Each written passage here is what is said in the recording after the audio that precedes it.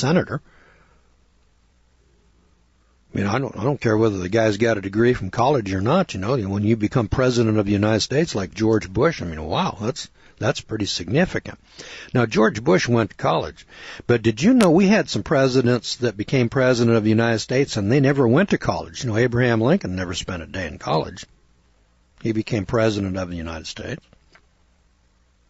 And you go back and you take a look at George Washington, John Adams, Thomas Jefferson, James Madison, James Monroe, John Quincy Adams, Andrew Jackson, Martin Van Buren, John Tyler, William Henry Harrison, James K. Polk, Zachary Taylor, Millard Fillmore, Franklin Pierce, James Buchanan. Can you name any of those presidents that went to college, got a college degree? So when did we get off on this thing over here that if you don't have a degree from college, you got to be stupid? You don't know anything. Can you name any college graduates who signed the Declaration of Independence or the Constitution of the United States? There were some. We had colleges and universities back in those days. Yale and Harvard were colleges, and they go clear back to prior to the Revolution. I mean, we've had institutions of higher learning in this country, clear back into colonial times. I'm not suggesting to you, that college is something new, just came about in the Clinton administration. I didn't mean to imply that. We've had them for a long time. I just wanted to point out that there was a time in America that when we had, we had people elected to public office. They didn't always go to college, and here's something that's really hard to believe. You're about to read the names of 12 of our nation's most prominent lawyers. One of these men was a law school dropout. Let's see if you can guess his name. Now, I'm going to read you 12 names here and 12 stories. 12 stories about 12 of the most prominent lawyers in America. Men whose names you're going to recognize right away. Now listen to this. One of these guys is a law school dropout. One of these guys dropped out of law school. One of these guys did not get a degree from law school. Let's see if we can figure out who it was. The first name here is Patrick Henry. He passed his oral bar examination in 1760. And within 3 years had handled more than 1,100 cases. He was a member of the Continental Congress and later governor of Virginia. Now, surely Patrick Henry could not have been a law school dropout, having been governor of Virginia. And within 3 years of passing his bar examination, handled 1,100 cases. I mean, that's John Jay. John Jay was the first Chief Justice of the United States Supreme Court, and he was admitted to the bar in 1768. And subsequently, he distinguished himself as the first Chief Justice of the Supreme Court. Surely John Jay, first Justice of the Supreme Court, could not have been a law school dropout, now could he? John Marshall passed his bar exam in 1780, and he later became a Supreme Court Chief Justice. Come on, kids. Surely the two most prominent Chief Justices of our history, John Jay the first and John Marshall the second, served longer, I think, John Marshall did than anybody else. William Wirt, W-I-R-T, was barely 20. Now, you probably not too familiar with William Wirt. He was barely 20 when he practiced law in Culpeper County, Virginia, and he eventually became United States Attorney General. Attorney General of the United States, a law school dropout? That's crazy. Roger Taney, he was admitted to practice in 1799.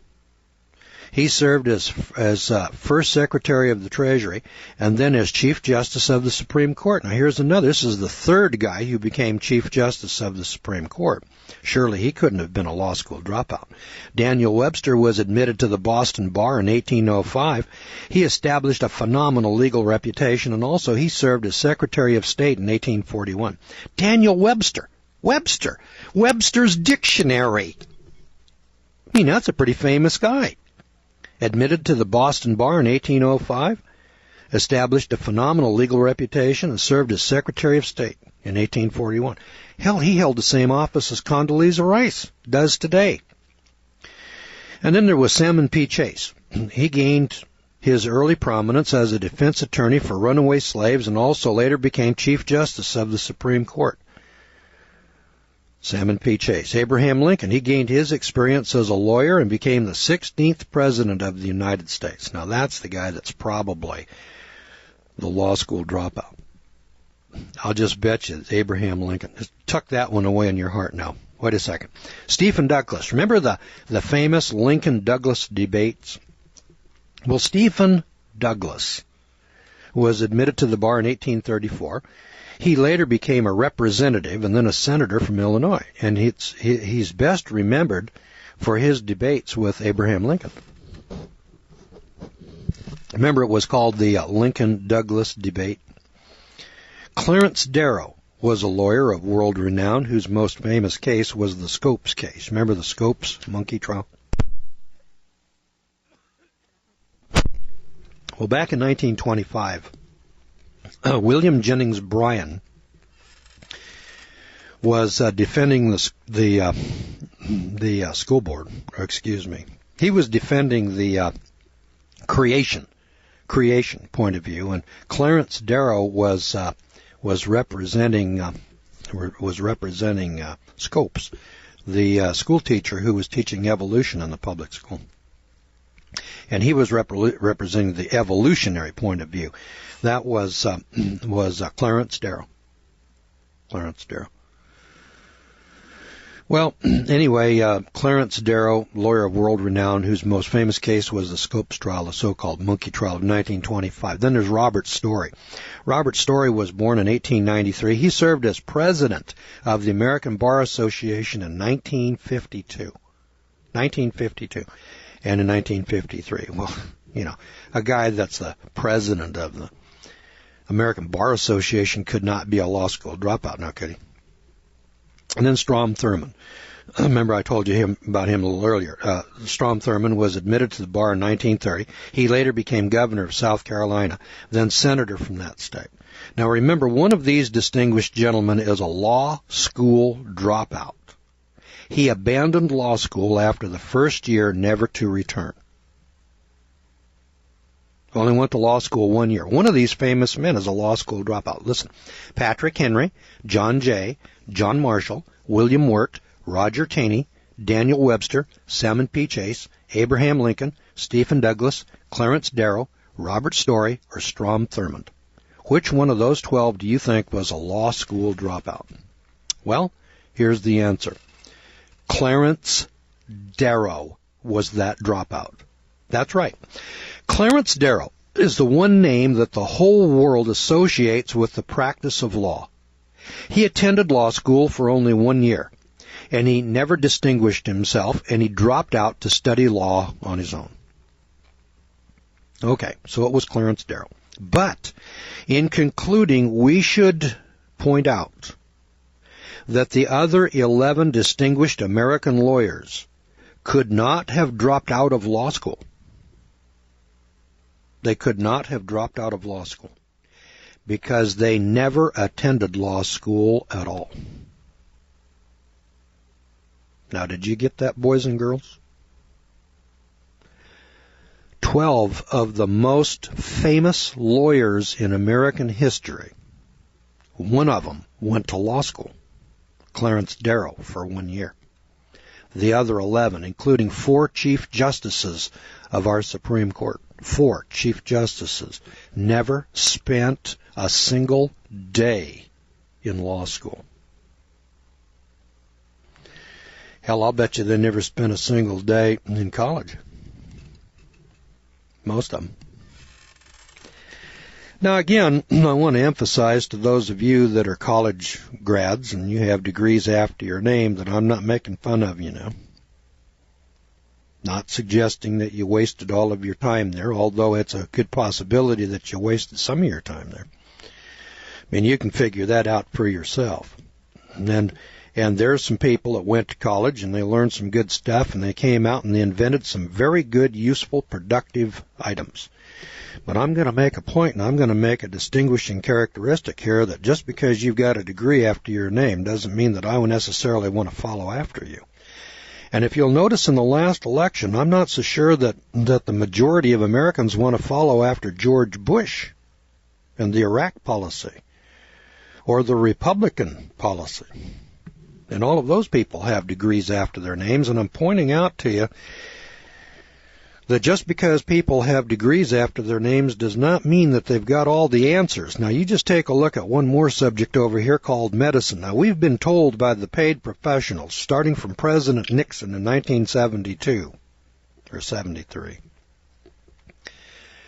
that he was going to declare war on cancer. Do you remember that? And we're now spending federal tax monies on this war on cancer. And all of the people who are involved in the war on cancer are college graduates.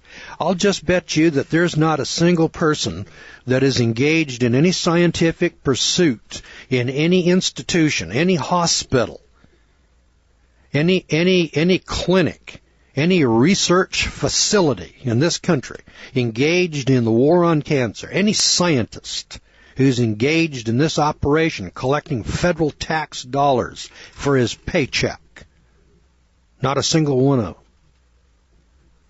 hasn't got a college degree. And they've been working on this problem for 40 years, and they haven't come up with a cure to cancer yet.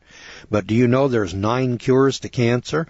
And I've laid all 9 of those cures to cancer out here on the air. And 7 of the 9 were discovered by medical doctors who did go to college. So of the 9 cures to cancer, 7 of the 9 cures were discovered by college graduates who have medical degrees and are medical doctors, and not a single one of those cures to cancer is tolerated by, used by, or practiced by a single medical doctor in the United States of America or the American Medical Society today. Now, isn't that just real special? Now, what the hell's going on here, kids? Why is it that we have cures to cancer that we can't use, and we have billions of dollars being spent on cancer research that we can't find the solution to? What the hell's going on here? And all these people have degrees. You know, if I had a guy working on my job and I sent him out here to find a solution to a problem, I mean, if we had an engineer over here that was on the staff and we said, hey, listen, we got an engineering problem, go out here and solve this problem, the guy comes back and he doesn't have a solution, there's not a one of them that could hold his job, we'd fire him. If I sent a plumber out and said, go fix this problem out here, and the guy came back and said, well, we've been looking and looking and working and working, and we just couldn't find the solution to the problem, boss, we'd can him. Now, why is it that we can hire scientists for decade after decade after decade to find a solution to a problem? I mean, hell, when the Air Force comes to a Lockheed and says we need an airplane that does thus and such, they build it. When they came to the Lockheed people and said we need an airplane that goes Mach 3, that can run out faster than a speeding bullet, they went out and they built the SR-71. That was a success story, kids. They didn't come back and say, gee, we failed after billions of dollars. But you haven't got a cure to cancer, but you got an SR-71? Mull that one over for a while, would you? We'll mull that one over till tomorrow night, and then we'll come back tomorrow night and tell you some more of the story on the professionals. But in the meantime, let me remind you that you are listening to the Law Hour, an editorial review, sponsored by the Gordon Law School of Isabella, Missouri. Now, the Law Hour is heard 7 days a week here in the United States, worldwide over the Internet. If you'd like more information about the Law School and the Law Hour, please go to our website. Remember, that's georgegordon.org.